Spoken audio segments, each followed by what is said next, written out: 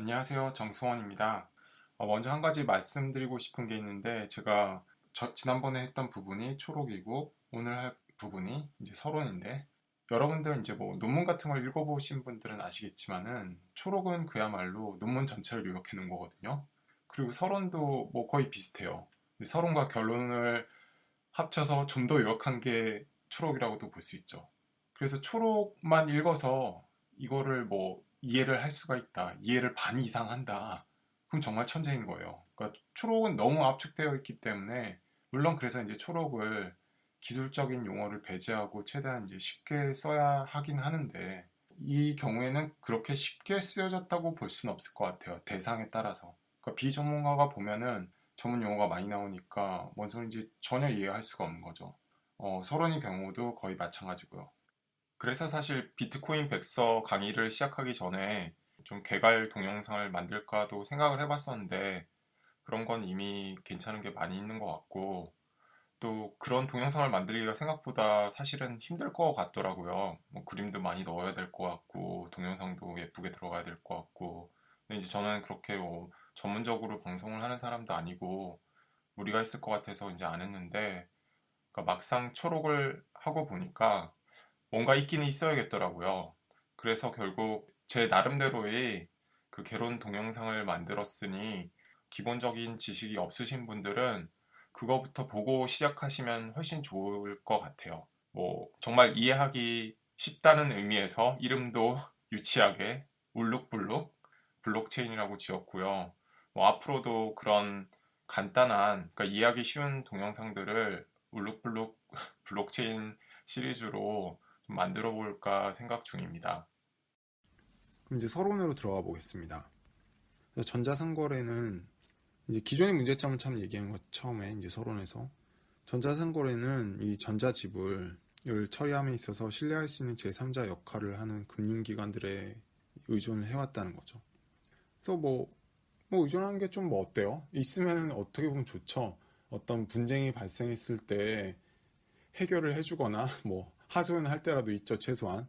그러니까 그런 장점도 어떻게 보면 있어요. 신뢰할 수 있는 기관이 있다는 거는. 그래서 어쨌든 그래서 이런 시스템이 대부분 거래에 이제 잘 동작을 하지만 이게 결국 이제 신뢰를 기반으로 하는 거잖아요. 그 제3자에 대한 그런 어떤 태생적 한계를 지닌다는 거죠. 어떤 문제가 있느냐? 그래서 이 금융기관들은 이 분쟁의 중재를 피할 수 없다는 거예요.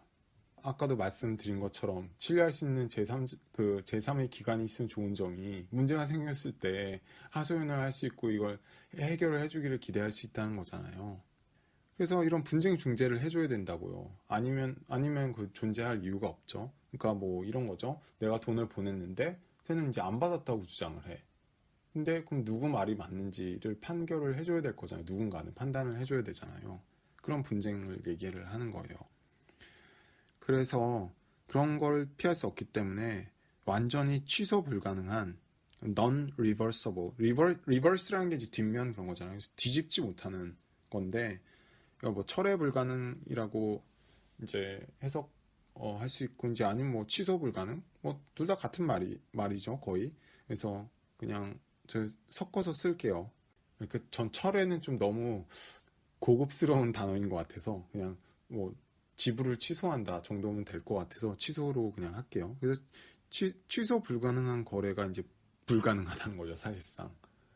그래서 이런 중재를 해야 되니까 이게 거래 비용을 증가시키고 그리고 이제 이런 문제로 인해서 비용이 증가하니까 되게 작은 거래는 쓸 수 없다는 거죠. 그래서 일상적인 거래에 쓰기 힘들게 된다는 건데 이 부분도 이제 사실 좀 웃기죠. 사실 이제 비트코인 이제 초창기에는 아무 문제가 없었는데 비트코인이 이제 많이 쓰이게 되면서 예를 들어서 전송을 하게 된다. 그 수수료가 상당히 비싸요. 그렇기 때문에 비트코인이야말로 지금 현실 세계에서 작은 트랜잭션을 사실 쓸 수가 없어요. 얼마 전에 되게 재밌는 일이 있었죠, 사실. 그러니까 비트코인 컨퍼런스가 있었는데요. 근데 이제 명색이 비트코인 컨퍼런스니까 당연히 비트코인으로 결제를 쿨하게 이제 받고 싶었을 거잖아요. 근데 비트코인이 너무 느려서 비트코인의 문제가 뭐냐면은 그 트랜잭션에 거의 1시간이 걸려요. 1시간이 넘게 걸릴 수도 있어요, 심지어. 이게 뒤에서도 이제 말씀을 드리겠지만은 거래가 이제 블록에 기록이 되고 그 블록이 상송이 되는데 10분 정도가 걸려요. 평균. 아까 longest chain이라는 표현 나왔듯이 체인이 갈래가 생길 수 있다고 그랬잖아요. 그다음에 가장 긴 거를 이제 올바른 체인으로 받아들이기로 했기 때문에 좀 기다려 봐야 된다는 거죠. 내 거래가 담긴 블럭이 형성이 됐어. 그걸로 끝이 아니라는 거죠. 이게 가짜일지도 모르니까 좀 더 기다려 보겠다는 거예요. 근데 보통 대부분의 경우에 그게 6개의 블럭이 형성이 될 때까지 기다려요. 그걸 이제 컨퍼메이션이라고 하는데 블럭이 생성이 되면은 그게 그러니까 원 컨퍼메이션이고 그게 내 뒤에 5개가 더 붙어야 5개가 더 붙어야 이제 6 컨퍼메이션이 돼서 이쯤 되면 거의 이 체인은 올바른 체인이다가 된다는 거죠. 그래서 초창기에는 작은 거래가 가능했지만 정작 지금에 와서는 작은 거래에 현실적으로 쓰기 힘든 게 현실입니다. 물론 이거를 해결할 수 있는 방법도 있죠. 실제 일본 같은 곳에서는 비트코인 결제를 받는 곳이 많아요. 근데 뭐 1시간 기다리게 하느냐. 1시간 기다리는 게 말이 안 되잖아요. 근데 그런 식으로 하는 게 아니라 즉 어떤 거래소와 제휴를 하는 거예요. 비트코인을 결제를 하고 싶다. 그럼 이제 특정한 이제 앱을 통해서 결국은 하는 거예요. 그리고 이제 그 가게 주인 입장에서도 그 특정한 회사의 시스템을 통해서 하는 거고. 그러니까 마치 결제를 비트코인으로 하지만은 그 거래소가 중개를 해서 거래소에서 거래가 일어나는 것처럼 순식간에 그냥 처리를 할 수 있게 해주는 거죠. 근데 이제 원래의 목표처럼 정말 그 purely P2P, 정말 순수한 P2P 시스템으로서 비트코인을 결제 수단으로 쓰는 거는 특히 소액 결제, 현실적으로 이제 불가능하다고 보시면 돼요.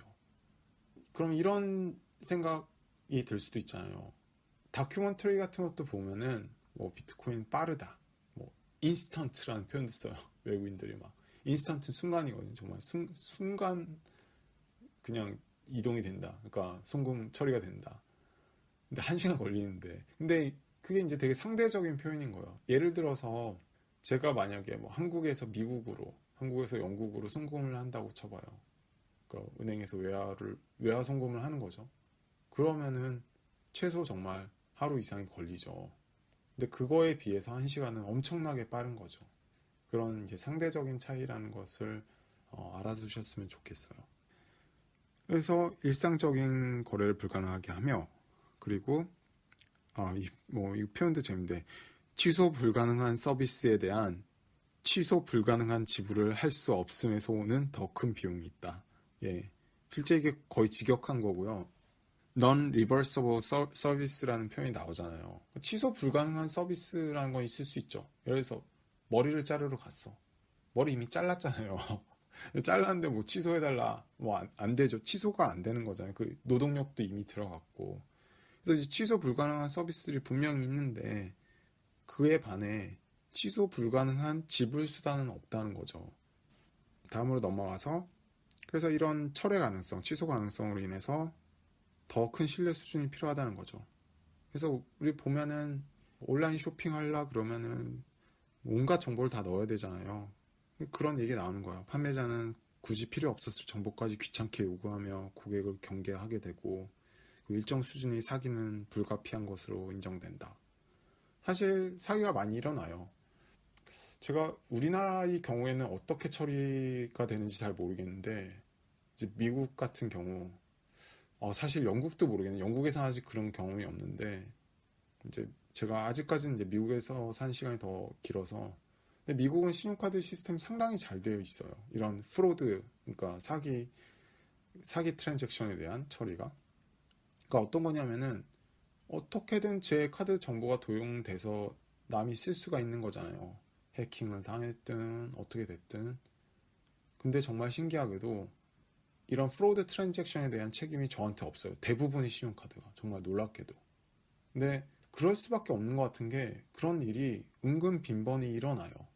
고지서를 아마 저도 제가 모르고 넘어간 게 있을 수도 있을 것 같아요. 그냥 우연찮게 저도 알게 되거나 아니면 이런 일이 많이 발생하기 때문에 카드 회사에서 이런 프로드 디텍션 시스템이 다 있어요. 그러니까 자동으로 이 거래는 수상하다라는 거를 이제 디텍트를 해서 감지를 해서 경고를 해줘요. 그 카드를 블락을 해요.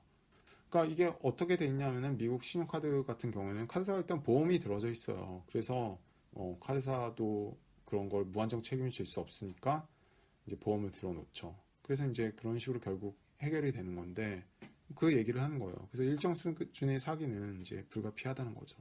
그런 게 이제 신용카드 수수료에서 이제 충당이 되는 거죠. 신용카드로 결제를 하게 되면은 상점이 결국 신용카드사에게 수수료를 내게 되는데 거기서 이제 충당이 되는 겁니다. 다음으로 넘어가서 이러한 비용들, 그러니까 중재 비용이라던가 그다음에 이제 이 지불의 불확실성은 뭐 물리적 화폐를 쓰면 그러니까 종이 돈을 직접 만나서 사용한다면 아무 문제 없겠죠. 예. 그렇지만은 이제 온라인상에서는 이런 신뢰할 수 있는 제3자 없이도 하게 해주는 메커니즘, 뭐 방법, 이라고 생각하시면 돼요. 쉽게 설명하자면 뭐 알고리즘이라고 생각할 수도 있고 어떤 장치, 방법, 그 정도로 해석하시면 될 것 같아요. 는 존재하지 않는다. 그 다음은 이제 필요한 것은 신뢰 대신에, 그러니까 신뢰에 기반한 거는 그 제3자가 개입이 돼야 되니까 별로다. 그런 거 없이 해보자. 그러려면은 이제 암호학적 증명이 필요하다는 거죠. 그래서 암호학적 증명에 기반한 전자지불 시스템이다. 그 다음은 이제, 그러니까 우리가 하려고 하는 게 이제 취소 불가능한 지불 시스템을 구현을 하는 거잖아요. 그래서 이런 취소가 컴퓨테이셔널리, 그러니까 이론적으로 완벽히 불가능하다는 게 아니에요. 근데 현실적으로 이 시스템을 조작을 하려면은 너무나 많은 연산 작업이 필요해서 현실적으로 불가능하다는 거예요. 그래서 이제 취소가 현실적으로 거의 불가능한 거래는 판매자를 사기로부터 보호해준다는 거죠. 그럼 구매자는 어쩌라는 거냐? 돈만 받고 물건을 안 보내주고. 그래서 이제 그런 문제를 해결하고자 나온 게 이제 에스크로 시스템이잖아요. 에스크로라는 건 뭐냐면은 판매자의 먹튀를 방지하기 위해서 제가 돈을 판매자에게 직접 전달하는 게 아니라 이 제3자, 그러니까 신뢰할 수 있는 제3자에게 결국은 주는 거예요. 주고 제가 이제 물건을 받았다고 하면은 이제 제3자가 그 에스크로 서비스 업체에서 돈을 전달을 하게 되는 거죠. 예. 결국 재밌는 게 제3자가 필요로 하네요. 예. 근데 이거는 이제 왜 제3자가 필요로 하냐? 물건을 팔았을 때 이 얘기잖아요. 그런 거고 이제 지불 자체는 제3자가 필요 없이 되는 거죠. 철수가 영희한테 돈을 보낸다. 이런 건 제3자 없이 가능해지는 거죠.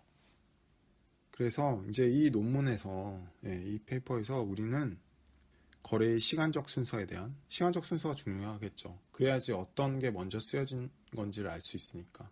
예를 들어서 비트코인 하나를 2번 쓰려고 했다면, 결국 쓴다는 게 결국 어디 보낸다는 건데, 그랬을 때 이제 먼저 일어난 게 이제 진짜인 거잖아요. 그래서 시간적 순서에 대한 계산적 증명을 생성하는 P2P 분산 타임 스탬프 서버를 이용해서 이중지불 문제에 대한 해결책을 제시하고자 한다.